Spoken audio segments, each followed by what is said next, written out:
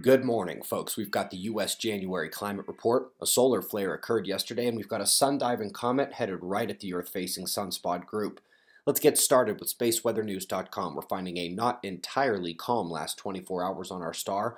You can see the coronal holes departing at high latitude, and to the left, there's that coronal hole we expected yesterday. Indeed, looking at the X-ray flux, we had a C8 eruption midday from that active region. You can see the flash in 131 angstroms of light.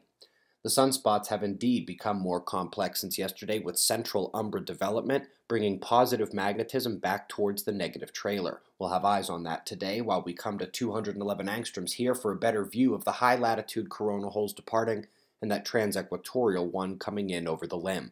Seismic risk rising quickly. Folks, not only has the solar wind calmed over the last day, but that's been the story for months.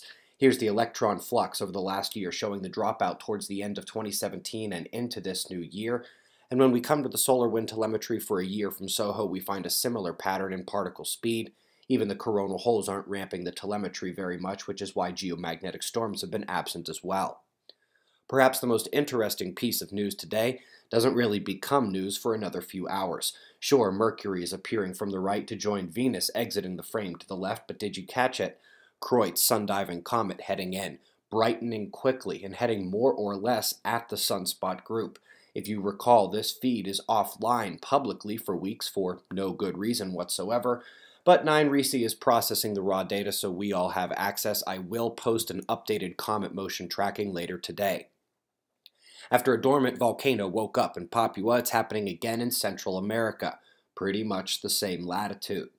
The U.S. climate report for January was released yesterday, and I'm flipping between the maximum and minimum temperature charts, not really that far off. But let's come next to more specific notes, like Erie, PA, breaking their all-time seasonal snowfall record, and they've got a 3-day snowstorm coming in the next week.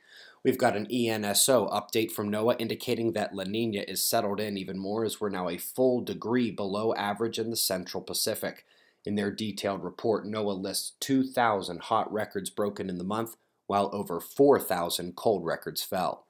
Interesting release from the ESO, a mini spiral at the center of a massive galaxy, but since, in addition to rotating, half the galaxy appears to be heading at us and the rest away, they say the perfect mini spiral somehow survived or was born of a galactic collision.